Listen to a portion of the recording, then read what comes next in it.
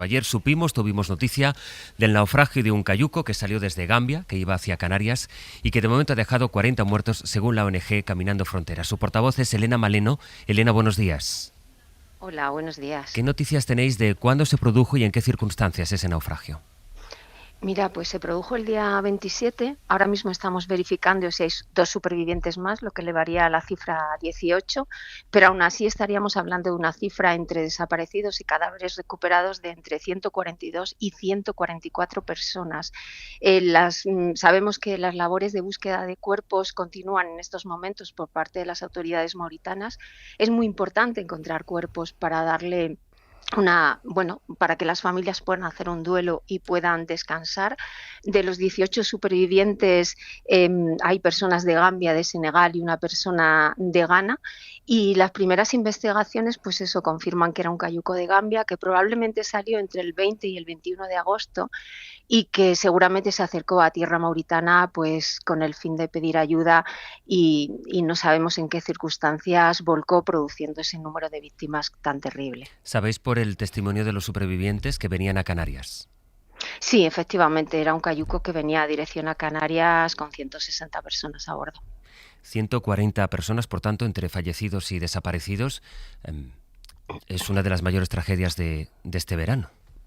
Sí, efectivamente es una de las tragedias más importantes de este verano, en una ruta canaria que sabemos que ha bajado mucho, ¿no?, en el tránsito para dejar paso a la ruta balear, pero claro, son cayucos donde van muchísimas personas.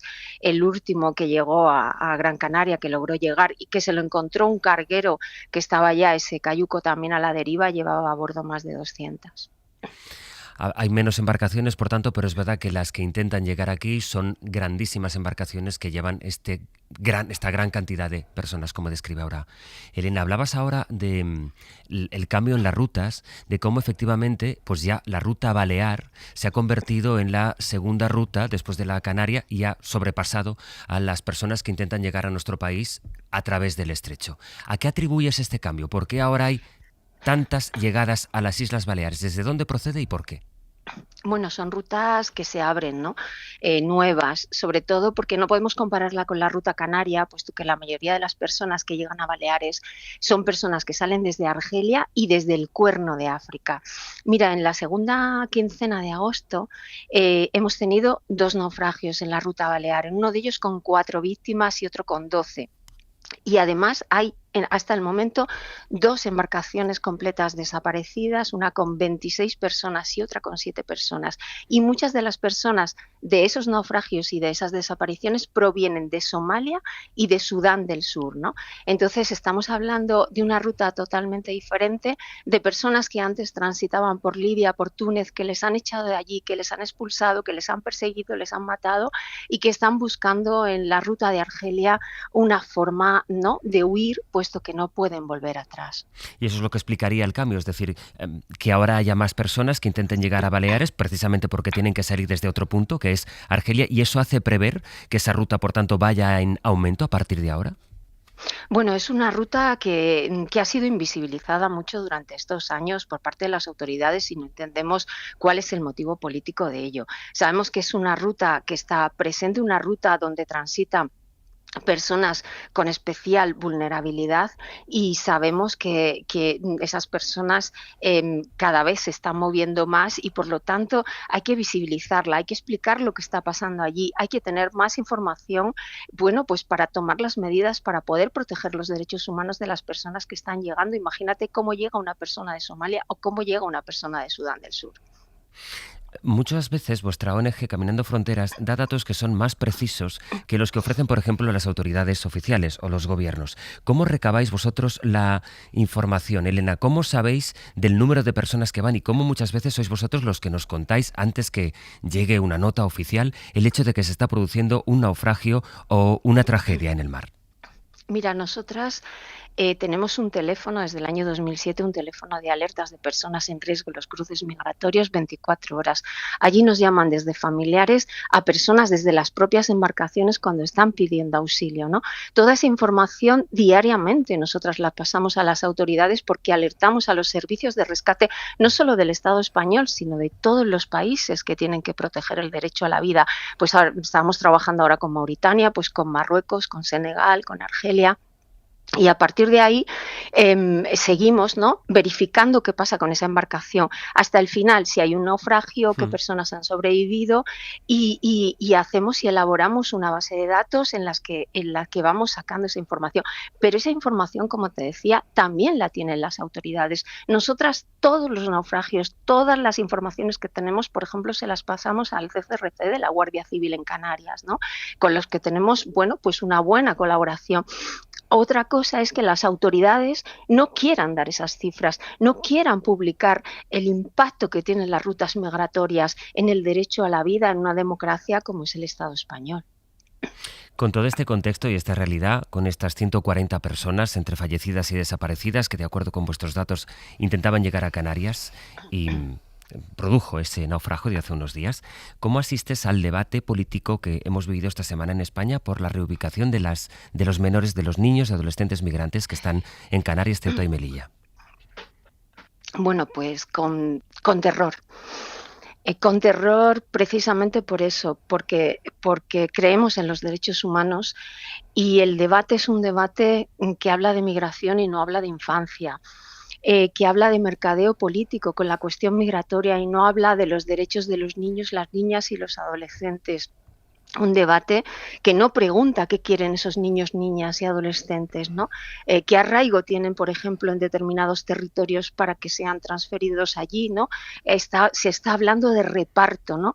Se usan palabras como reparto, como mena, palabras que desprotegen, ¿no?, a esos niños, niñas y adolescentes. Entonces es terrible. Hay que hablar de infancia. Estamos hablando de infancia y tenemos que hablar de solidaridad entre los territorios del Estado español. No se puede mercadear políticamente con los derechos de la infancia porque entonces estamos asistiendo verdaderamente, como te decía otra vez, estas son claves para el sostenimiento de la democracia, aunque no se dé esa lectura y por lo tanto proteger los derechos de la infancia de todos, ¿no?, los críos que se encuentran en nuestro territorio es proteger también esa democracia.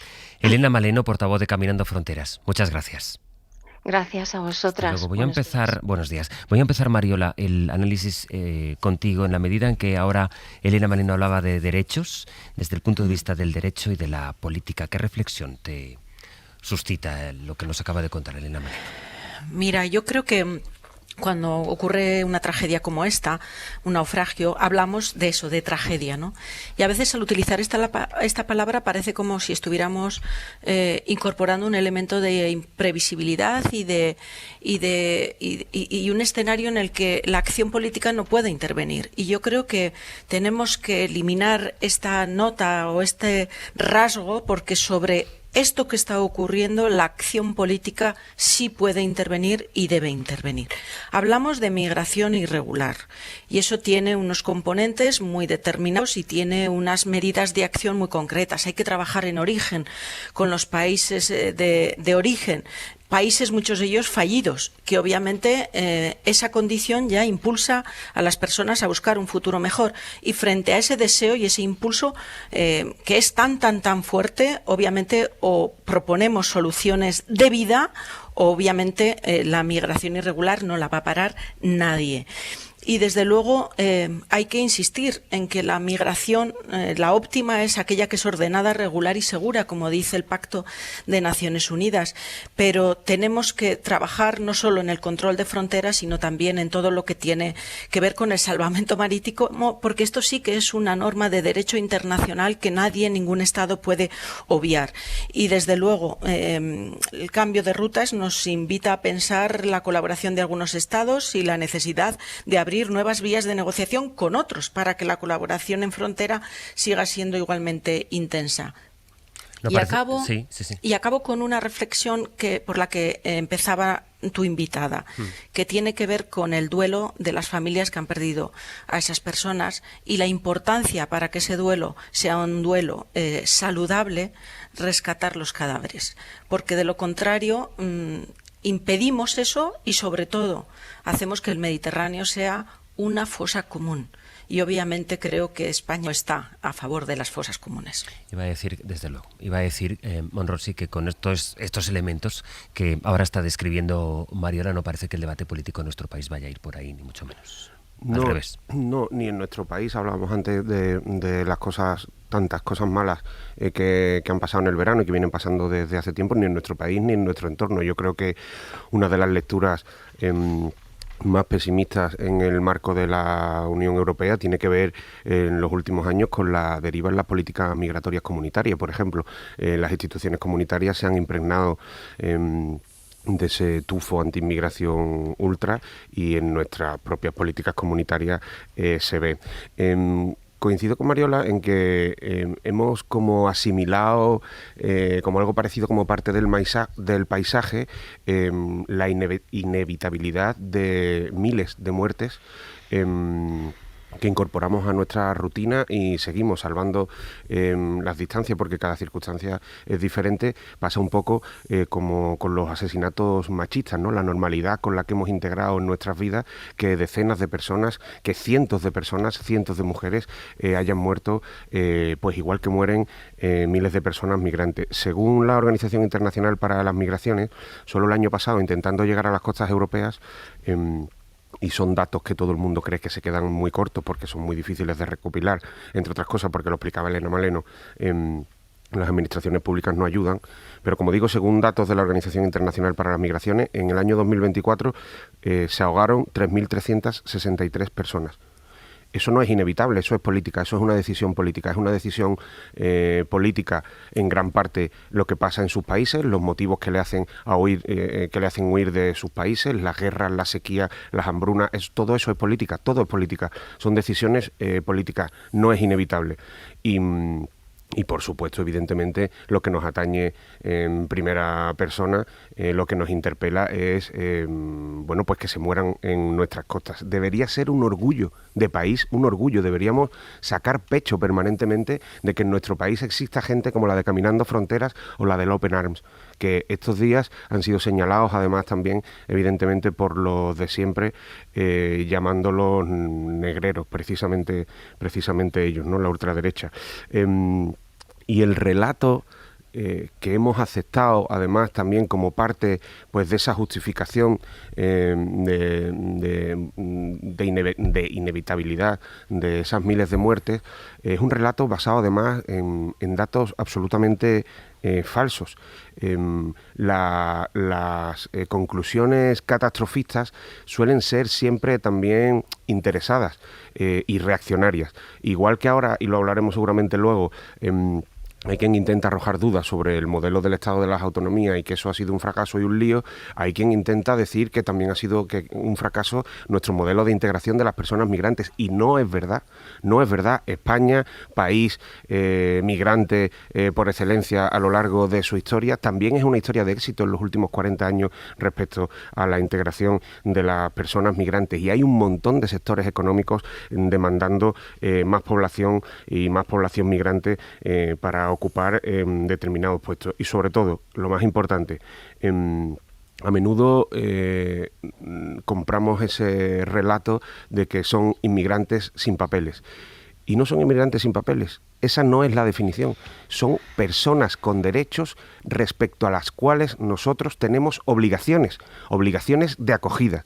España y el resto de países de la Unión Europea van con retraso de años en la respuesta a personas refugiadas que vienen huyendo de dictaduras, de persecuciones políticas, que vienen huyendo directamente de la muerte, y nosotros no les damos respuesta, entre otras cosas, por eso, porque hemos incorporado con absoluta naturalidad que mueran miles de personas cada año en nuestras costas o que las tengamos hacinadas en condiciones infrahumanas. Esther. Sí, yo diría que la decencia y la democracia no se mueren de golpe, se mueren poco a poco. Y por eso considero que es tan importante la dignidad que transmite Elena Maleno, recordando cosas que hasta hace un tiempo eran absolutamente naturales y que de un tiempo a esta parte está virando la opinión pública o si no la opinión publicada muchas veces, o si no el debate político más que la opinión pública, y que acaba transformando también en cambios en la opinión pública, y está convirtiendo la inmigración en algo peligroso, sospechoso, relacionado con la inseguridad, etcétera. Por eso es tan importante que todavía personas como Elena Maleno nos recuerden que son niños, que es una cuestión de derechos humanos, y también mantenga ese tipo de disidencia sobre lo que se está convirtiendo en el discurso habitual. También llama la atención, después de oír eso, que los que hacen de la mezquindad la directriz política hablan de hundir los barcos de Open Arms o de confiscarlos. Entonces, para ir concretamente sobre el tema, la fórmula de reparto, entre comillas, de estos jóvenes que llegan a España es de 32,6 por 100.000 habitantes. Esta es la fórmula de reparto. Nos debería dar vergüenza estar hablando de esto, porque 33 chavales jóvenes cada 100.000 habitantes en un país que puede considerarse rico como es el nuestro es absolutamente asumible.